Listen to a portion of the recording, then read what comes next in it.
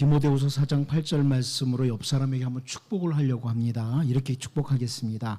성경에 기록된 하나님의 은혜가 당신에게 임하기를 바랍니다. 이렇게 한번 축복하겠습니다.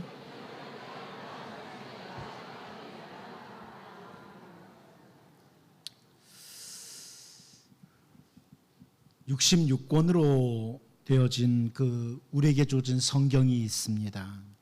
근데 이 성경 가운데 보면 사무엘상 하나, 열왕기상 하나, 역대상 하나, 혹은 에스라, 느헤미야 이렇게 여러 역사서들이 있습니다.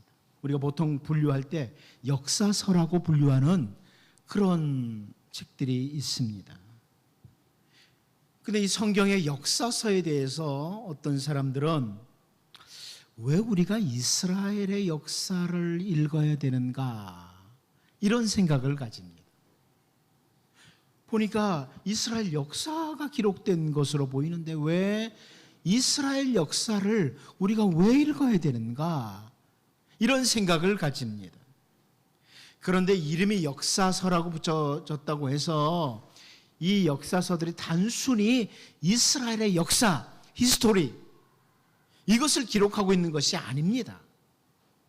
성경의 역사서로 분류된 이 책들은요, 이스라엘의 역사 혹은 한 개인의 삶 속에 하나님께서 어떻게 일을 하셨는가, 어떻게 개입을 하셨는가, 그 이스라엘을 위해서, 한 개인을 위해서 하나님께서 어떤 일을 행하셨는가, 이런 것들을 잘 보여주는 거예요. 그러므로 우리에게 이 역사서를 성경으로 남겨주신 이유는 이 역사서를 통해서 하나님께서 이스라엘에게 이렇게 일을 하셨구나, 다윗이나 모세에게는 이렇게 일을 하셨구나, 이것을 통해서 오늘도 변함이 없으신 하나님, 여전히 주의 백성들에게 은혜를 베푸시는 하나님이 우리를 위해서 개입하시고 일하시고 은혜를 베푸시는 하나님이다, 이것을 확인시켜 주시고 기도하도록 만드는 거예요. 그래서 여러분 시편 106편 4절 5절 말씀을 보면요, 여호와여 주의 백성에게 베푸시는 은혜로 나를 기억하시며 주의 구원으로 나를 돌보사 내가 주의 택하신 자가 형통함을 보고 주의 나라의 기쁨을 나누어 가지게 하사 주의 유산을 자랑하게 하소서, 이렇게 기도를 하고 있습니다. 하나님, 주님의 백성들에게 베푸시는 은혜가 있네요. 성경을 보니까 모세에게 베푸셨던 은혜가 있는데요, 다윗에게 베푸셨던 은혜가 있는데요, 하나님의 백성들에게 베푸시는 그 은혜가 있는데 그 은혜를 저에게도 주십시오, 이렇게 기도하는 겁니다. 시편 106편 이 뒷부분을 보면요, 하나님께서 이스라엘의 역사 가운데 그 백성들을 위해서 행하셨던 일들, 베푸신 은혜들이 쫙 기록돼요. 그래서 여기 4절에서 하나님, 그 은혜, 주님의 백성들에게 베푸시던 그 은혜를 저에게도 주십시오, 이렇게 기도를 하는 겁니다. 우리 성경을 읽으면서 마찬가지죠. 하나님의 백성들에게 하나님이 어떻게 일을 하셨는지, 어떤 은혜를 베푸셨는지를 확인하게 돼요. 단순히 옛날에 다윗이 이런 일이 있었구나, 이렇게 끝나는 게 아니고 그 은혜는 오늘 내게 베푸시는 은혜가 될 수 있다는 말이에요. 시편 119편 기자도 비슷한 표현을 합니다. 시편 119편 132절을 보면요, 주의 이름을 사랑하는 자들에게 베푸시던 대로 내게 돌이키사 내게 은혜를 베푸소서. 하나님, 과거에 주의 백성들, 주님의 이름을 사랑하는 백성들에게 베푸시던 그 은혜 저에게도 주세요. 지금 이렇게 시편 기자가 기도를 하고 있는 거죠. 성경을 통해서 단순히 성경 지식만 쌓아가는 게 아닙니다. 이런 일이 있었구나, 이런 일이 있었구나 하고 성경 지식만 쌓아가는 것이 아니라 주님의 택한 백성들, 주님을 사랑하는 백성들에게 하나님께서 어떻게 일을 하셨는지 이것을 보는 거예요.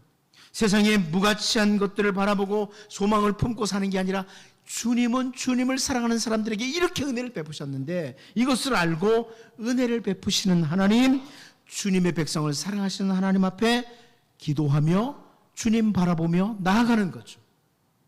그런데 여러분, 오늘 본문 말씀을 보면 그 아합에게 그런 은혜를 베푸세요. 아합이라는 왕에게 주님의 백성들에게 베푸시던 그 은혜를 베푸시는 것을 본문을 통해서 볼 수 있어요. 그런데 우리가 그동안 쭉 열왕기상 보면서 아합이라는 사람을 봤잖아요. 이 아합이라는 사람은 그 북이스라엘의 왕으로서 자기가 살던 시대에 이스라엘 백성들을 깊은 우상 숭배로 끌고 갔던 사람, 그 이스라엘의 나라를 어두움 가운데로 끌고 갔던 그런 사람입니다. 그런데 그 시대에, 그 아합의 시대에 하나님께서 주님의 백성들에게 베푸시던 은혜를 베푸시는 것을 오늘 본문에서 보게 되는 거예요. 근데 저는 아합 같은 사람에게 은혜를 베푸시네, 이것을 본문을 보면서 그 원인이 어디 있다고 보냐면, 그 아합이 살고 있던 시대에 엘리야가 있었고 엘리사가 있었다는 겁니다. 이런 하나님의 사람들이 있었어요. 또 우리가 이미 살펴봤지만 주님이 말씀하신 것처럼 바알에게 무릎을 꿇지 아니하고 바알에게 입맞추지 아니한 사람 7,000명이 있었던 거예요. 물론 아합이나 아합 당대의 우상 숭배에 빠진 사람들에게, 야, 너희들 무가치하고 헛된 것 바라보지 말고 하나님 바라보아라 하면서 기회로 주는 이런 승리이기도 합니다. 은혜이기도 해요. 하지만 더 중요한 것은 그 아합의 시대에 하나님의 사랑하는 백성들이 있는 거예요. 그 땅에 하나님의 사랑하는 백성들이 있는 거예요. 주님을 바라보는 그 백성들이 있었던 거예요. 바로 그 사람들을 아람이라는 나라에 의해서 진멸당하도록 하고 싶지 않으신 거예요, 하나님. 그래서 비록 아합의 시대지만 주의 사랑하는 백성들을 위해서 이스라엘에게 승리를 주시는 거죠. 주께서 베푸시던 그 은혜로 함께 하시는 거예요. 이제 오늘 본문 말씀을 보면서요, 주님의 사랑하시는 백성들에게 언제나 변함이 없으신 하나님, 여러분을 바라보시면서 여러분과 여러분 가정과 이 시대에 진노가 아니라 주의 사랑하는 백성들에게 베푸시던 은혜로 함께 하시는 이런 은혜를 확인하고 기도할 수 있기를 원합니다. 첫 번째로 우리는 오늘 본문에서 기드온의 때와 같이 이것을 보게 됩니다. 기드온의 때처럼 은혜를 베푸신 하나님. 과거에 기드온의 때에 은혜 베푸셨던 하나님께서 그 주의 백성들에게 은혜를 베푸시던 것처럼 오늘 본문 26절, 27절을 같이 한번 읽어보도록 하겠습니다. 같이 봅니다. 시작. 해가 바뀌니 베나닷이 아람 사람을 소집하고 아벡으로 올라와서 이스라엘과 싸우려 하매 이스라엘 자손도 소집되어 군량을 받고 마주 나가서 그들 앞에 진영을 치니 이스라엘 자손은 두 무리의 적은 염소떼와 같고 아람 사람은 그 땅에 가득하였더라. 아멘. 여러분, 이미 그 선지자, 하나님께서 아합에게 보낸 선지자를 통해서 이 아람이란 나라의 베나닷, 이 베나닷 2세가 재침공할 거다, 이렇게 알려주셨고요. 아합은 나름대로 준비를 한다고 했을 거예요. 그런데 오늘 이 말씀을 보니까 아람이라는 그 나라의 군대 병력, 엄청난 군대 병력 앞에 이스라엘 군대는 어느 정도예요? 두 무리의 적은 염소떼와 같다, 이렇게 표현합니다. 두 무리의 적은 염소떼와 같다.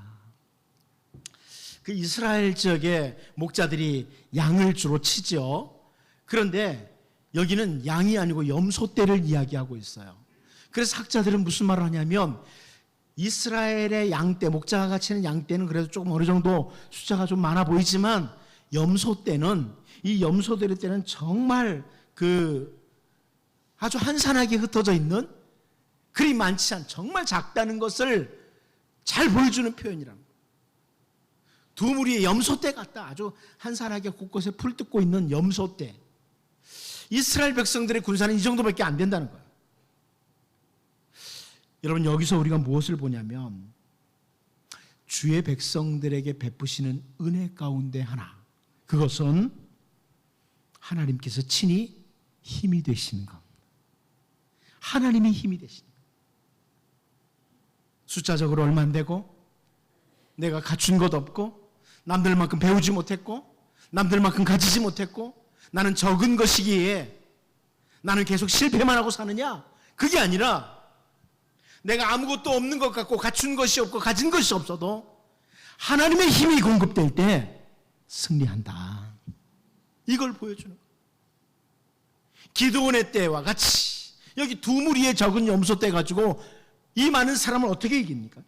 여러분, 그 군사들의 숫자나 강력한 무기보다 하나님께서 함께 하시는 백성이 그 힘이 더 크다, 이것을 보여주는데요. 사사 기드온 때를 한번 볼까요? 사사 기드온 때, 사사기 7장 12절 말씀인데요. 자, 지금 이스라엘 공격하는 백성들의 모습을 보십시오. 미디안과 아말렉과 동방의 모든 사람들이 골짜기에 누웠는데 메뚜기의 많은 수와 같고 그들의 낙타수가 많아 해변에 모래가 많은 같은지라, 이렇게 표현합니다. 많은 메뚜기, 많은 낙타, 많은 해변에 모래 같은 그런 군대가 이스라엘을 공격해 들어옵니다. 그런데 여러분 잘 알죠? 하나님께서 그 기드온에게는 군대에 몇 명 붙여주셨나요? 알죠? 300명. 이렇게 많은 군대 앞에 기드온의 때에 군대는 300명. 원래 300명이 아니었습니다. 원래는 300명이 아니었죠. 우리가 잘 아는 것처럼 처음에는 이 이스라엘 기드온을 따르던 군사들이 32,000명이었어요. 뭐 아무리 해변에 모래같이 많아도 그래도 32,000이면 좀 해볼만 하지 않습니까? 그런데 하나님께서 사사기 7장 2절에서 이렇게 말씀을 하세요. 여호와께서 기드온에게 이르시되 너를 따르는 백성이 너무 많은즉 내가 그들의 손에 미디안 사람을 넘겨주지 아니하리니 이는 이스라엘이 나를 거슬러 스스로 자랑하기를 내 손이 나를 구원하였다 할까 함이니라. 무슨 말이에요? 우리 힘으로 이겼어, 우리 32,000 똘똘 뭉쳐가지고 이겼다고 이렇게 말할까 봐 너희 숫자 너무 많다, 숫자 줄여라. 줄이고 줄여서 300명까지 줄이신 거예요. 지금 해변에 모래같이 많은 그 미디안 군사들을 그들 앞에 300명으로 싸우라고 하십니다. 가끔 사람들은 그 300명은 아마 현재 우리나라의 아마 특공부대 정도 될 거야, 이런 생각을 하는데요. 그래서 뭐 그렇게 해석을 하는 분들이 있어요. 이 사람들은 이런 사람들, 물을 마실 때도 이렇게 마셨고 어쩌고 막 그런 해석을 합니다만 제가 볼 때는 아니에요. 절대로 그런 의미가 아니에요. 이 사람들의 건강의 정도를 하나님이 보신 것도 아니고요. 칼 솜씨 얼마나 되느냐, 칼 쓰는 솜씨, 이걸 보시지도 않았어요. 전쟁하는 것과 아무런 상관이 없는, 싸움과는 아무런 상관이 없는 물 먹는 방법. 여러분 한번 집에서 여러분 가족들 물 먹는 거 한번 보세요. 그럼 다 달라요. 그 물 먹는 방법으로 야 저기 300명 다르게 먹네, 그 사람 뽑아. 이런 물 먹는 방법 가지고 전쟁에 이길 수 있어요? 아니거든요. 하나님께서는 이 해변의 모래와 같이 많은 미디안 군사들 앞에 그냥 아무런 이제 무슨 힘센 사람이나 기술 있는 사람이 아니라 물 먹는 방법 차이로 그냥 300명만 하자, 300명만. 그냥 보통 사람 뽑은 거예요. 그런데 기드온의 때에 그 많은 미디안 그들을 300명의 소수병력으로 이기도록 하십니다. 하나님이 힘을 공급하셔서. 그런데 오늘 본문에서 그 기드온의 때에 주의 백성들에게 베푸시던 은혜로 아합의 때에 그 은혜를 베푸시는 것을 보는 거예요. 두 무리의 적은 염소 때 그 작은 병력으로 그 땅에 가득한 아람의 군대를 이기도록 하십니다. 여러분 이 열왕기서를 처음 읽는 사람들이 누구라고 제가 자주 말씀드렸어요. 아수르에게, 바벨론에게 멸망을 당하고 흩어지거나 포로가 된 자리에서 이 말씀을 열왕기서를 처음 읽게 돼요. 근데 이 열왕기서를 읽으면서 읽고 있을 때 그때 그들에게는 바빌로니아 제국 유명하지 않습니까? 뭐 그 뒤에 그 바빌론이 망하고 페르시아가 이제 힘을 기르고 바빌론을 이겼잖아요. 그래서 페르시아 제국 때 이 말씀을 읽을 수 있어요. 바빌론 제국이나 혹은 페르시아 제국 때 이 말씀을 읽죠. 읽으면서 그 바빌로니아 제국이나 혹은 페르시아 제국의 막강한 군사력 앞에 자기들은 아무것도 아니에요. 너무나 적어요. 네. 그저 뭐 히데겔 강가나 어디 무슨 강가, 아하 강가 이런 데 조금씩 흩어져서 살고 있었어요. 그런데 자기들의 그 적은 숫자를 가지고 그 막강한 군대 바빌로니아 제국이나 페르시아 제국에서 해방이 된다는 것 불가능한 일이죠. 될 수 없는 일이죠. 정말 한산하게 흩어져 있는 두 무리의 염소떼 같은 존재들이에요.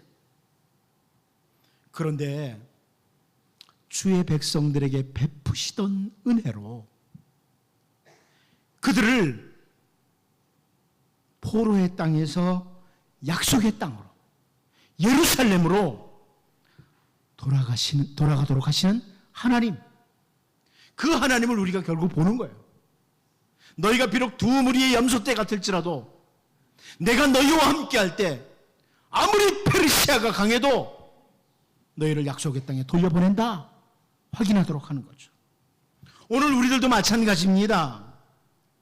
우리의 모든 죄를 지시고 십자가에서 대속의 죽음을 당하신 주님은 사랑하는 제자들에게 그리고 오늘 우리들에게 격려의 말씀을 주십니다.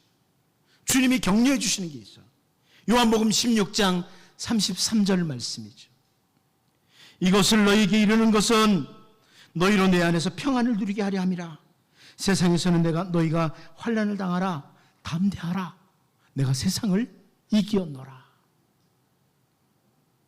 그 당시에 산헤드린 공회를 비롯해서 힘을 가진 사람들이 이 복음으로 인해서 제자들을 공격할 수 있다는 걸 바라보시고 격려하시는 거예요. 때로는 너희를 공격하는 무리들이 있을지라도 담대해라. 내가 세상을 이겼다. 세상을 이긴 내가 너희와 함께한다. 이렇게 말씀하시는 거죠. 유다의 왕이었던 히스기야 왕이 있습니다. 히스기야가 그 아수르의 대군대의 공격을 받으면서 백성들에게 믿음의 말을 합니다. 믿음의 선포를 해요. 역대하 32장 7절 8절인데요. 너희는 마음을 강하게 하며 담대히 하고 아수르 왕과 그를 따르는 온 무리로 말미암아 두려워하지 말며 놀라지 말라. 그 다음에 뭐라고 합니까? 우리와 함께 하시는 이가 그와 함께하는 자보다 크니. 우리와 함께 하신 분, 그분 누구예요? 하나님이 그 아수르의 군대들, 그 많은 군대보다 크시다. 그와 함께하는 자는 육신의 팔이요 우리와 함께 하시는 이는 우리의 하나님 여호와시라. 반드시 우리를 도우시고 우리를 대신하여 싸우시리라 하며 백성이 유다왕 히스기야의 말로 말미암아 안심하니라. 여러분, 우리가 가지고 있는 것, 우리가 갖추고 있는 것, 어쩌면 적은 염소떼 같은, 두 무리의 적은 염소떼와 같은 그런 것일 수도 있습니다. 세상을 살아가는 동안에 우리 앞에 있는 문제들은 도무지 우리의 힘으로는 감당할 수 없을 것 같은 그런 상황이 올 수 있습니다. 그런데요, 전능하신 하나님께서 기드온의 때에 베푸셨던 그 은혜, 주의 백성들에게 베푸셨던 그 은혜는 아합의 때뿐만 아니라 오늘도 우리에게 베푸실 수 있습니다. 아무리 내가 가진 것 없고 갖춘 것 없어도 전능하신 주님이 함께 하시면 넉넉히 승리할 수 있다는 말씀입니다. 그러므로 늘 주님 붙들고 주님 바라보고 믿음으로 한 걸음 한 걸음 승리하며 살 수 있기를 바랍니다. 두 번째는 우리는 오늘 본문에서 이 아합의 때에 마치 다윗의 때와 같이 은혜를 베푸시는 하나님을 보게 됩니다. 이 아합의 때, 과거의 다윗의 때와 같이 오늘 본문 28절을 같이 한번 읽어보도록 하겠습니다. 같이 봅니다. 시작. 그때 하나님의 사람이 이스라엘 왕에게 나와 말하여 이르되 여호와의 말씀에 아람 사람이 말하기를 여호와는 산의 신이요 골짜기의 신은 아니라 하는도다. 그러므로 내가 이 큰 군대를 다 내 손에 넘기리니 너는 내가 여호와인 줄을 알리라 하셨나이다 하니라. 아멘. 하나님께서 앞에 보내셨던 그 하나님의 사람, 그 선지자를 아합에게 다시 보내십니다. 그리고 다시 이 말씀을 하세요. 아람 사람들이 했던 그 말, 하나님을 산의 신이라고, 평지의 신은 아니라고, 하나님을 모욕했던 그 말로 인해서 내가 너희에게 승리를 준다, 이렇게 말씀을 하십니다. 하나님을 모욕함으로. 우리는 다윗이 아직 소년이었을 때에 이 블레셋 사람 거인 골리앗이 이스라엘 앞에 등장한 것을 너무나 잘 압니다. 그때 골리앗이 무슨 일, 무슨 행동을 했었는지, 무슨 말을 했었는지 이 부분에 대해서 다윗이요 사울 왕 앞에서 언급을 해요. 한번 사무엘상 17장 36절을 보면 나오는데 보세요. 주의 종이 사자와 곰도 쳤은즉, 여기 주의 종은 다윗을 가리키는 겁니다. 자기가 사자와 곰도 쳤은즉, 그 다음에 뭐라고 하냐면 살아계시는 하나님의 군대를 모욕한 이 할례받지 않은 블레셋 사람이니까 그가 그 짐승의 하나와 같이 되리이다. 이게 무슨 말씀입니까? 골리앗이 쓰러져야 될 이유 있다는 겁니다. 뭐예요? 이스라엘 백성들을 모욕을 했는데 이 이스라엘 백성들은 하나님의 백성의 군대라는 거예요. 살아계신 하나님의 군대를 모욕한 것이다. 다른 표현으로 이것은 하나님을 모욕한 거예요. 하나님의 군대니까. 결국 이스라엘 백성과 하나님의 이름이 맞물려 있다, 이걸 보여줍니다. 다윗은 이것을 알고 있는 거예요. 저 블레셋의 골리앗이 와서 우리 이스라엘 백성들을 모욕했는데 그것은 하나님 모욕한 거다, 예? 이런 말이죠. 아무리 골리앗이 강할지라도 하나님과 맞물려 있는 사람, 하나님의 이름과 맞물려 있는 사람, 이스라엘 군대 다윗을 이길 수 없다. 이것이 다윗의 믿음의 선언이에요. 저는 가끔 이 종이 한 장 보십시오. 이거 찢는 거 여러분 굉장히 쉽습니다. 그렇죠? 쉽죠? 이거 못 찢어요? 아주 쉽게 찢어집니다. 그런데 이 종이 한 장이 예를 들어서 여기에 쫙 달라붙어 있다고 칩시다. 찢기가 쉽지 않아요. 완전히 밀착되어 있어요. 마찬가지. 우리가 하나님과 맞물려 있어요. 우리를 건드리는 것은 보통 어려운 게 아닙니다. 오늘 본문에서 아람 왕 베나닷이 또 그 신하들이 하나님의 이름을 모독하고 있어요. 하나님의 이름을 모독하는 아람의 군대에 대해서 마치 다윗의 때에 골리앗을 쓰러뜨리듯이 쓰러뜨리시고 승리를 주신다는 거예요. 선지자 에스겔을 통해서 에스겔 36장 23절에서 우리에게 이런 말씀을 주셨어요. 여러 나라 가운데서 더럽혀진 이름 곧 너희가 그들 가운데에서 더럽힌 나의 큰 이름을 내가 거룩하게 할지라. 이게 무슨 말씀입니까? 에스겔을 통해서 주시는 말씀인데요. 이스라엘 백성들이 포로로 끌려갔어요. 그때 사람들이, 저 하나님의 백성이라는 사람들이 포로가 돼서 끌려왔어. 하나님의 이름이 더럽혀졌다는 거예요. 하나님의 이름이 더럽혀졌다는 거예요. 그래서 하나님께서 이스라엘 백성들을 건져내신다. 하나님의 이름이 모독당한 그것을 회복하시고 그것을 위해서 이스라엘 백성들을 회복시키겠다, 이런 말씀입니다. 하나님과 우리가 맞물려 있다는 거예요. 선지자 스가랴도 스가랴를 통해서 그런 말씀 주셨죠. 스가랴 2장 8절 만군의 여호와께서 이같이 말씀하시되 영광을 위하여 너희를 노약한 여러 나라로 보내셨나니 너희를 범하는 자는 그의 눈동자를 범하는 것이라. 하나님의 백성 건드리면 하나님의 눈동자 건드린다. 그것과 같다는 거죠. 제가 자주 말씀드렸지만 이제 바울이 아직 이름 바꾸기 전에 사울이었을 때 예수 믿는 사람들을 잡아 죽이려고 다메섹으로 가고 있었어요.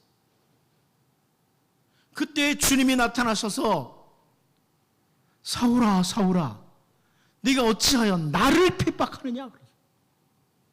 네가 어찌 예수 믿는 사람들을 핍박하느냐. 이게 아니고 어찌해서 나를 핍박하느냐. 예수 믿는 사람들을 핍박하려고 했는데 예수 믿는 사람과 예수님의 이름이 하나가 되어 있는 거예요. 바울은 그걸 알았어요. 예수님이 교회의 머리시고 우리는 그의 지체라. 그의 몸이라. 그러니까 여러분 제 오른손을 막 여러분이 꺾으면은 머리를 건드리는 거예요. 같이. 나는 손밖에 안 건드리는데 이게 아니잖아요.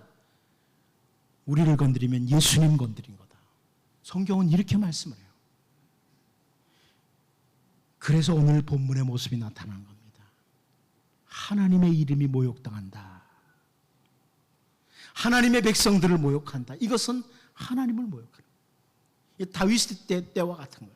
골리앗을 쓰러뜨리던 것처럼 다윗의 때에 주의 백성들에게 베푸시던 은혜, 하나님의 군대 이름을 모욕한 골리앗을 쓰러뜨리시던 하나님은 오늘 본문에서 하나님의 이름을 모욕하고 이스라엘을 공격하는 이 아람의 군대를 쓰러뜨리는 같은 은혜를 베푸십니다.